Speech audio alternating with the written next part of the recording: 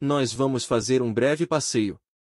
Nós fizemos alguns pequenos truques sobre o tempo com você, durante nossa segunda visita. Hoje, vamos nos divertir um pouco com o espaço. Você está pronto? Pronto para o quê? Bem enlouquecedor para uma primeira vez, não é? Vocês devem estar brincando comigo. Nós estamos mesmo aqui, quero dizer, com certeza parece real. Existe uma citação do curso que nós já parafraseamos: viajas apenas em sonhos, enquanto estás a salvo em casa. Bem, isso é verdadeiro para todas as suas viagens. Todas elas são uma projeção da mente, assim como tudo o mais. É tudo um sonho, e aquele corpo com o qual você geralmente parece viajar, não é mais real do que essa pequena cidade histórica. Na verdade, nós não viemos aqui para falar sobre tempo ou espaço. Nós sabemos o que você quer discutir conosco hoje. Existe uma conexão interessante entre nossa localização atual e o assunto da cura. Nessa mesma rua, em 1863, uma mulher sofredora cujo nome estava para se tornar Mary Baker Eddy, foi carregada para cima por alguns lances de escadas, para seu quarto de hotel. Mary tinha uma doença terrível na coluna vertebral, e havia estado doente pela maior parte da sua vida. Ela veio a Portland porque ouviu falar algo, através de notícias espirituais, sobre um cavalheiro chamado Phineas Kimby, um pioneiro da mente, brilhante, mas obscuro. A combinação de perguntas investigatórias e hipnose, que Kimby estava usando, não era diferente do método catártico usado depois por Sigmund Freud e seu parceiro, Joseph Breuer, antes de Freud continuar por conta própria e desenvolver o método da livre associação, que foi o início da psicanálise. Kimby mudou a atitude de Mary, abrindo seus olhos para o fato de que todas as doenças são da mente, e não tem nada a ver com o corpo. Infelizmente para Mary, Phineas estava perto do final da programação daquela encarnação, e logo faleceu. Ela então teve uma recaída, mas as sementes estavam plantadas. Mais tarde, ela se tornou a fundadora da ciência cristã. Ela também percebeu que a doença não tem nada a ver com Deus. Uma de suas citações favoritas da Bíblia era: a mesma fonte não pode trazer tanto água doce quanto amarga. Em outras palavras, apenas o bem pode vir de Deus, e tudo mais é sua própria criação, embora, ao contrário do mito popular, essa criação realmente não seja feita nesse nível. Vamos acrescentar outra sugestão ao fato de que sua vida é autodeterminada. A doença não é pessoal. Você pode achar difícil de acreditar, mas a doença não é feita por você nesse nível. Essa é apenas outra razão pela qual ninguém deveria se sentir mal se ficar doente. Você não escolhe o câncer nesse nível mais do que um bebê escolhe ser deformado. A doença foi criada por sua mente em um nível mais amplo, e está sendo encenada aqui de maneira pré-determinada. Você pode entrar em contato com seu poder de escolher, e portanto, tem uma influência enorme sobre se vai sentir dor ou não, e algumas vezes, se vai reduzir ou eliminar seus sintomas físicos. Eu digo algumas vezes porque, a menos que você seja um mestre, nem sempre vai ser bem-sucedido, e se for bem-sucedido, não quer dizer necessariamente que seja um mestre. Além disso, é a mudança na sua mente, e seu resultado sobre a maneira como você se sente, que é a coisa mais importante. Só de brincadeira, também vamos falar um pouco sobre o efeito que você pode ter sobre os outros, mas primeiro vamos voltar para a sua casa. Você está bem? Sim, isso foi incrível. Essa é a viagem mais louca que eu já fiz, e foi instantânea. Você terá muito tempo para pensar sobre isso. Cada localização de tempo e espaço que você tem, é projetada pela mente, que está fora do tempo e do espaço. É possível entrar em contato com essa mente. A melhor maneira de fazer isso, é eliminar as barreiras que bloqueiam sua consciência. Todos os aspectos da cura, contribuem para remover essas barreiras. Então, hoje, vamos falar sobre doença e cura. Lembre-se de que vamos falar sobre níveis aqui. Não estamos dizendo que você não é responsável por sua experiência, ou que não escolheu o roteiro em outro nível. Estamos dizendo que você tem que entrar em contato com seu poder, para escolher de onde atualmente pensa que está. Isso também é verdade quando você está curando outros. Você nunca se une com seus corpos, e nunca pede ao Espírito Santo para curar o corpo. O corpo, doente ou saudável, é apenas um sonho. Como o curso ensina em relação a todos os aspectos de se unir com o sonhador do sonho. Escolhe outra vez o que queres que ele seja, lembrando-te de que cada escolha que fazes estabelece a tua própria identidade, assim como tu a verás, e acreditarás que és. Agora, vou lhe dar a regra número 1, de todos os tempos, para chegar à cura espiritual. Isso não tem nada a ver com o paciente. Toda cura é resultado de algum tipo de perdão, e todo perdão leva à autocura. Então, quando chego a curar os doentes, na verdade, estou perdoando meu próprio sonho, e perdoando a mim mesmo por sonhá-lo. Sim.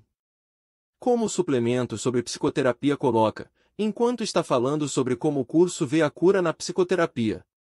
O processo que acontece nesse relacionamento é, de fato, aquele no qual o terapeuta diz, no seu coração, ao paciente, que todos os seus pecados foram perdoados, junto com os seus próprios. Qual poderia ser a diferença entre cura e perdão? Certo. Então, quando J disse ao homem paralisado, no livro de Marcos, seus pecados estão perdoados, e o cara levantou e andou, J estava demonstrando que a cura e o perdão são o mesmo. É claro que as pessoas ficaram embasbacadas, e entenderam que J estava fazendo algo que apenas Deus deveria ser capaz de fazer, isto é, perdoar os pecados de alguém. Eles não entenderam o ponto. Muito bom. Então, eu deveria ver a doença de outra pessoa como meu próprio pedido de ajuda. Sim. Você tem a chance de ser curado em sua mente, ao perdoar aquela pessoa. Parece um pouco egoísta usar as dificuldades de outra pessoa, como uma maneira de eu ir para casa. Pode parecer egoísta, mas é realmente altruísta. O que você quer dizer com isso?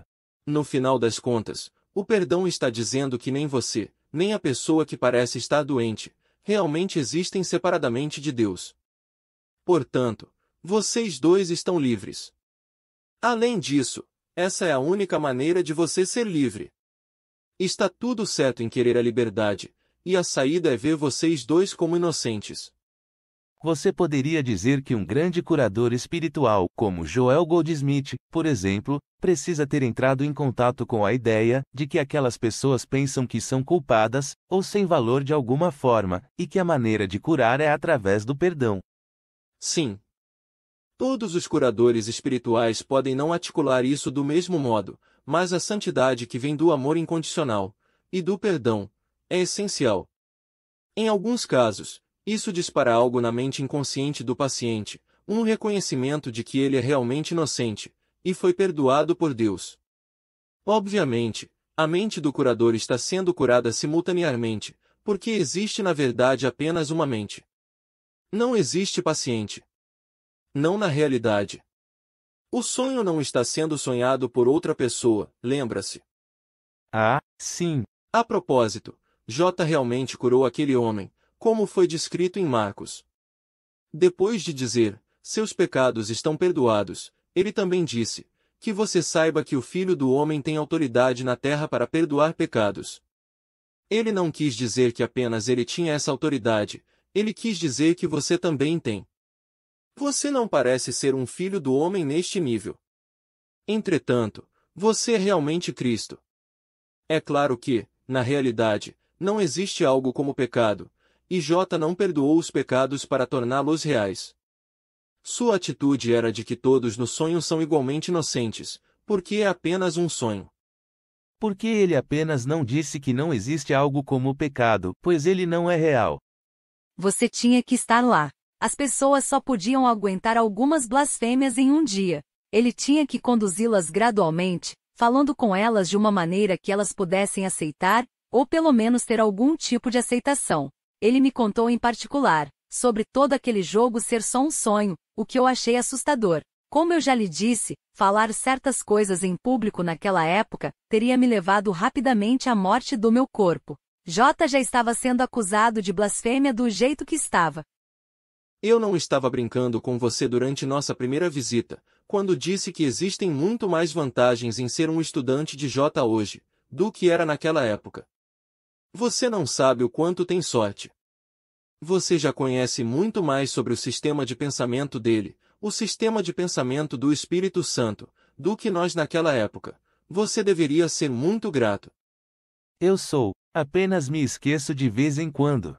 Nós não vamos falar tudo o que poderíamos sobre a cura espiritual. Seria muito fácil escrever um livro inteiro só sobre esse assunto. Vamos citar algumas coisas básicas, e depois você pode ir em frente sozinho. Mais cedo ou mais tarde, isso sempre acaba em algum tipo de perdão, e no quanto você quer fazê-lo. Quanto você quer aceitar que tudo isso é o seu sonho? Quanto você está disposto a liberar seu sonho e escolher Deus? Você sabe que J faz um pequeno truque com você no curso. Na maior parte do tempo, ele diz que é preciso um pouco de boa vontade, mas isso não é para os estudantes avançados. No manual dos professores, ele diz que é preciso uma vontade abundante. A velha história de agradar com uma mão e bater com a outra, hein? O que foi preciso para fazer um cara preguiçoso como você continuar andando? Brincadeira. Isso, continue assim, Artem. Eu poderia escrever algumas coisas nada lisonjeiras a seu respeito, você sabe. Estou contrito, com a minha cabeça abaixada, em silenciosa humildade. Assim é melhor. Existem certas coisas que você tem que entender quando for fazer a cura espiritual, em um paciente ou em você mesmo. Nós dissemos que isso não tem nada a ver com o paciente. Agora, aqui está a segunda maior regra de todos os tempos para a cura espiritual. A dor não é um processo físico. Ela é um processo mental. Nós falamos rapidamente sobre Georg, que é escrito sem um E no final, Grodek. Ele entendeu o que acabei de lhe dizer. Na verdade, ele costumava perguntar a alguns de seus pacientes qual eles achavam que era o propósito da sua doença.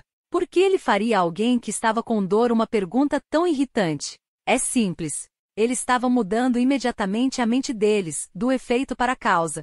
Ele sabia que o it, como ele o chamava, que era aproximadamente o equivalente ao termo ego do curso, tinha criado o corpo, e o estava usando para seus próprios propósitos.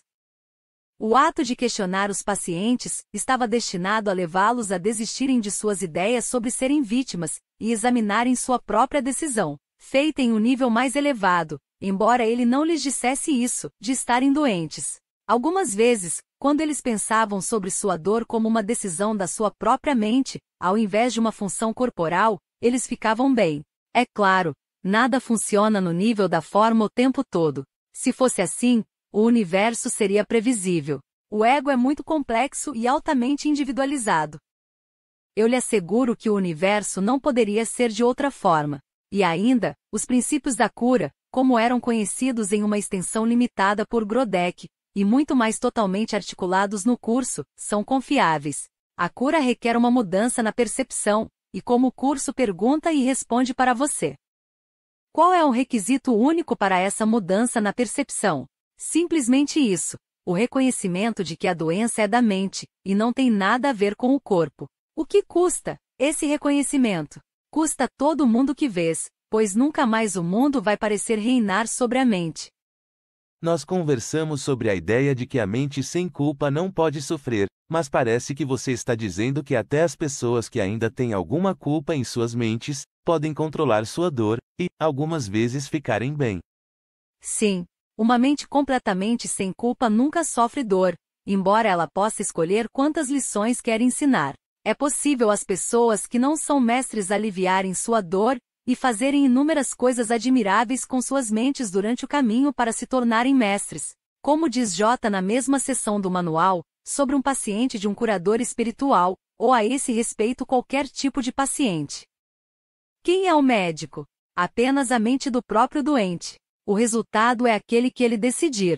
Aparentemente, agentes especiais trabalham nele, mas não fazem senão dar forma à sua própria escolha. Ele os escolhe de modo a dar forma tangível a seus desejos.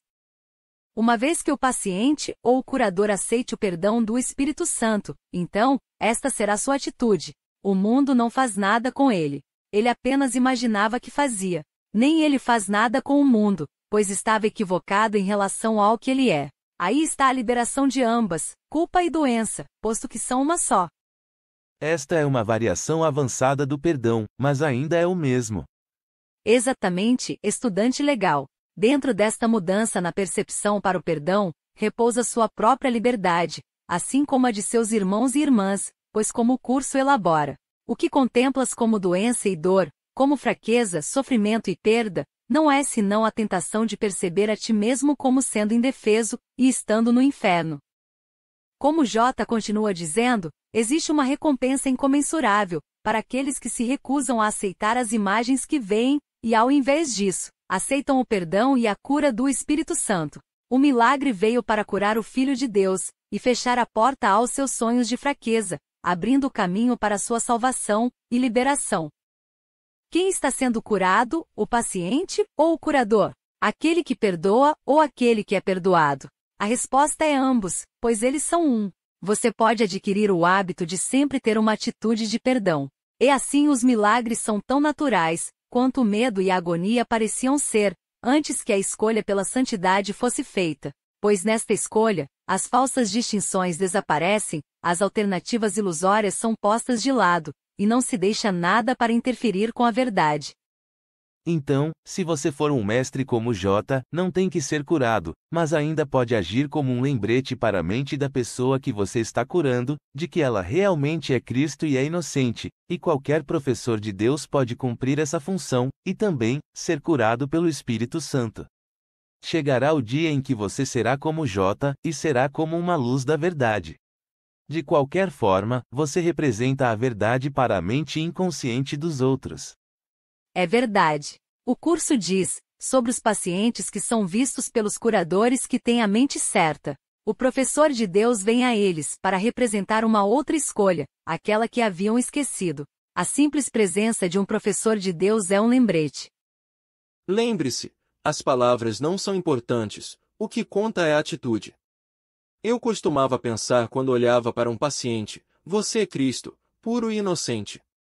Nós estamos perdoados agora. Você vai sentir o que for certo para você, depois de pedir a orientação do Espírito Santo. Lembre-se de que, qualquer forma de doença é apenas um ensaio geral para a morte. O curso diz isso dos curadores de Deus. Com muita gentileza, apelam para os seus irmãos, para que se afastem da morte. Contempla tu, Filho de Deus, o que a vida pode te oferecer. Escolherias a doença em lugar disso? Essa citação sobre como agentes externos parecem estar influindo sobre ele, me lembra do que o curso chama de mágica, ou de usar ilusões como solução para os problemas, incluindo a doença, ao invés de usar sua mente certa. Realmente não existe nada errado com isso. Na verdade, isso pode ajudar as pessoas a aceitarem a cura sem medo. Muito importante, Gary, ter a mente certa, não significa necessariamente jogar fora seus remédios, ou se recusar a procurar um médico ou terapeuta.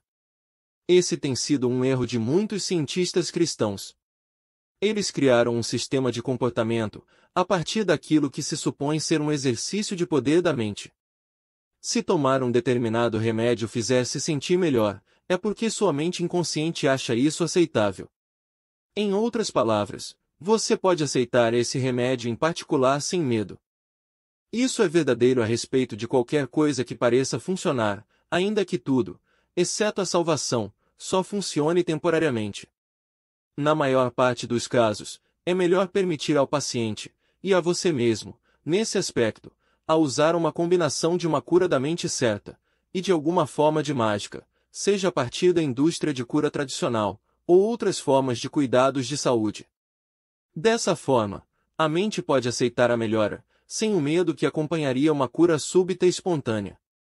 Quando existe uma cura desse tipo, todo o sistema de crenças inconsciente do paciente pode ser questionado. Algumas pessoas conseguem lidar com isso, e outras não. Ocasionalmente, isso dispara um grande medo da parte do ego. Não olhe com má vontade para os diversos métodos de cura das pessoas, e não deprecie ninguém por usá-los. Em muitos casos, eles ainda são uma parte necessária da cura, em termos da mente ser capaz de enfrentá-la. Apenas use a cura da mente certa ao mesmo tempo, porque a prática leva à perfeição. Enquanto estiver praticando, lembre-se de que a mágica do mundo não é má. Isso iria torná-la real. Como o curso lhe diz. Quando toda mágica é reconhecida como meramente nada, o professor de Deus alcançou o estado mais avançado. Ao mesmo tempo, enquanto um professor avançado de Deus não iria condenar os remédios ilusórios, ele também saberia que o curso diz é verdadeiro. Pode-se dizer que só a salvação cura. Exatamente. Essa é uma lição importante do livro de exercícios. O curso também diz, na mesma lição: a expiação não cura os doentes, pois isso não é uma cura. Ela retira a culpa, que faz com que a doença seja possível. E isso é, de fato, a cura. Essas duas últimas afirmações, mais as próximas duas, são como a pedra angular de toda a atitude de J sobre a cura. Sendo sã, a mente cura o corpo, porque ela foi curada. A mente sã não pode conceber a enfermidade, porque não pode conceber ataque a qualquer pessoa, ou qualquer coisa. Ele continua, dizendo: o ego acredita que punindo-se vai atenuar a punição de Deus. Entretanto, mesmo nisso ele é arrogante.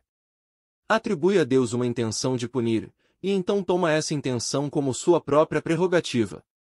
Muito claro, cara. Uma coisa de que eu tenho que me lembrar, é que eu não deveria me unir ao corpo deles, porque eu não sou um com o corpo. Ao invés disso, eu deveria me unir a eles através do Espírito Santo, e ter a mente única. Excelente. Aqui está outra citação do curso, uma das que apreende esse princípio. As vossas mentes não são separadas, e Deus tem apenas um canal para a cura, porque ele tem apenas um filho. O elo remanescente de comunicação entre Deus e todas as suas crianças, as une, e une-as a ele. E esse elo de comunicação é o Espírito Santo. Que bom que eu sabia, hein? Eu teria sido reprovado. Felizmente, você não pode ser reprovado no curso.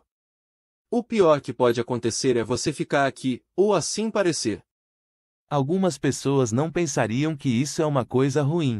Nós já falamos sobre isso. Vai chegar o tempo em que elas vão querer sair, no sentido positivo, do mundo. Esses são os princípios básicos, companheiro, direto da boca do curso. A verdade é a verdade, mas seu estilo de cura será o seu próprio. Nunca se esqueça, toda cura é espiritual, não física. Um curso em milagres é sempre feito no nível da mente, com alguma forma de perdão sempre sendo a ferramenta do Espírito Santo. O que você faz é ter pensamentos da mente certa com o paciente, ou até consigo mesmo, se você for aquele que está ferido, e algumas vezes, os sintomas vão desaparecer. Você pode se tornar cada vez melhor em fazer a dor desaparecer. Agora, aqui está a maior regra de todas, e talvez seja difícil de acreditar, entretanto, absolutamente verdadeira, quando se chega à cura espiritual. No final das contas, o próprio universo é um sintoma que vai desaparecer. Vocês, caras, são tão fantásticos. Eu já estive na igreja Unity, mas até eles são conservadores em comparação a vocês. Sim, Charles e Myrtle Fillmore são pessoas maravilhosas. Eles foram influenciados de alguma forma por Mary Baker Eddy, e seu amor por J, e sua lealdade aos aspectos mais amorosos e misericordiosos do cristianismo são óbvios. Ainda assim, eles tornaram cada célula do corpo real. Embora o curso sempre tenha encontrado simpatizantes entre os fiéis da Igreja Unity, e as pessoas obviamente possam fazer as duas coisas ao mesmo tempo, as duas ainda não poderiam ser confundidas como a mesma. Você sabe, parece que as pessoas sempre estiveram alertas sobre a luta do bem contra o mal, e isso a tornou real. Certo. As pessoas sempre fazem coisas, grandes e pequenas, que elas sabem que vão magoá-las. Por que você sempre come aquelas barras de chocolate no cinema, mesmo sabendo que vão provocar espinhas? Porque um homem tem que fazer o que tem que fazer. Você é tão macho-man. Essa não é aquela linguagem antiga de gays e lésbicas? Sim. Você não tem nada contra gays e lésbicas, tem? Não, a maioria dos meus parentes é de gays e lésbicas. Estou brincando, só alguns deles. Sem querer interromper essas réplicas espirituosas, mas você deveria tentar comer as barras de chocolate sem culpa. Então, não nasceriam espinhas. Agora, está na hora de irmos embora. Quaisquer perguntas rápidas, ótimo estudante. Claro, eu poderia curar tão bem as pessoas com a minha mente no Havaí quanto aqui, certo? Sim. Acredito que na última vez em que consultamos os oráculos, havia pessoas no Havaí. Mais budistas do que cristãos, a propósito, e é claro, unas. Não é de se espantar que a maioria das pessoas lá seja melhor do que as pessoas no continente. Enquanto estamos falando sobre cura, toda essa discussão realça a ideia de que tudo é provocado pela mente, não apenas a doença, mas também as curas milagrosas. Sim. Todas as coisas, aparentemente boas e más, das curas milagrosas à AIDS, à anorexia, à combustão humana espontânea, à estigmata, são feitas pela mente. Cada doença que você conhece, e cada uma que virá, é feita pela mente. O que é uma bactéria além de projeção? O que é o transtorno bipolar além de uma forma de dualidade, proclamando que a separação é real? A epidemia de AIDS é apenas uma forma nova da mesma coisa antiga, então. Se não fosse a AIDS, seria alguma outra coisa. No século XIV, a peste negra matou mais de 40 milhões de pessoas. O número de pessoas mortas pela AIDS não é nada, comparado a um percentual da população, embora as mortes pela AIDS um dia vão ultrapassar a marca dos 40 milhões. Uma vez que a mente cria todas as doenças, o que acontece é que, quando uma doença é erradicada, ela simplesmente cria outra. Isso dá a ilusão de progresso e de esperança, enquanto mascara o fato de que as pessoas têm mais mortes horríveis do que nunca por causa de doenças. E os estudos mostrando que, quando as pessoas rezam por alguém que está doente, ou sendo operado, a pessoa parece conseguir um resultado melhor. Uma vez que as mentes são unidas, as orações podem ajudar temporariamente, mas elas não são a cura em si mesmas. Apenas o perdão verdadeiro pode remover a culpa inconsciente da mente. Se você pensar sobre as coisas que o curso diz sobre a cura, verá que elas são realmente o perdão sendo aplicado à doença. Eu tive aquele sonho na outra noite, que foi realmente muito claro, e percebi que não tinha nenhum medo em absoluto no sonho, medo de nenhum tipo. Eu despertei e desejei ser daquele jeito o tempo todo. Antigamente, eles costumavam anunciar filmes de terror dizendo: você vai ter que ficar dizendo para si mesmo o tempo todo que isso é apenas um filme. É apenas um filme. Algumas vezes, eu digo a mim mesmo durante o dia: isso é apenas um sonho. É apenas um sonho. Sim, e isso realmente é apenas um sonho. Algumas vezes, você vai se perguntar, por que não pode simplesmente sentir essa mesma falta completa de medo, o tempo todo durante o dia? Entretanto, eu lhe asseguro, que chegará o tempo em que será dessa forma para você, o tempo todo. Na verdade, isso é dessa forma para você, com mais frequência agora, mas você tem a tendência de achar que os tempos pacíficos são garantidos, e perceber muito mais os tempos sem paz. Felizmente para você, você vai continuar a fazer sua lição de perdão, e quando sua mente tiver sido completamente curada pelo Espírito Santo, não haverá algo como medo para você. Eu já tentei curar as pessoas antes, e elas não melhoraram. Isso quer dizer que eu sou uma droga? Sim. Brincadeira. A verdade é que você não pode se guiar pelos resultados, porque você não pode ver a mente. Tudo o que você tem para se basear é o corpo, que não é real. A cura do curso é toda feita no nível da mente. Algumas vezes, o físico será afetado, e em outras, a cura terá algum outro resultado onde você não pode ver. Se alguém estiver fazendo o curso, e tiver só uma perna, você vai julgá-lo como falho se ele não tiver de volta a perna que está faltando. Lembre-se, é a mente que está sendo trabalhada. Mais uma vez, não se guie pelos resultados que você possa ou não ver no nível da forma. Então, ainda existe esperança para mim como um curador. Você é um curador, Gary, assim como todos os que praticam o perdão verdadeiro. Como o curso lhe ensina. Não é função dos professores de Deus avaliar o resultado de suas dádivas. Sua função é apenas dá-las. Novamente, quem está realmente sendo curado? A resposta é ambos, como um, pois existe apenas um. Chegou a hora de partirmos. Estamos orgulhosos de você, companheiro. Faça com que esses pensamentos de perdão continuem vindo. Diga, aquela coisa de vocês me transportarem para Portland, enquanto vocês estão aqui, não poderiam considerar a possibilidade de me levarem numa curta viagem a Maui, não é? Não se preocupe, Gary, você verá o Havaí outra vez. Está no roteiro. De fato, isso já aconteceu. Você apenas não sabe disso nesse momento.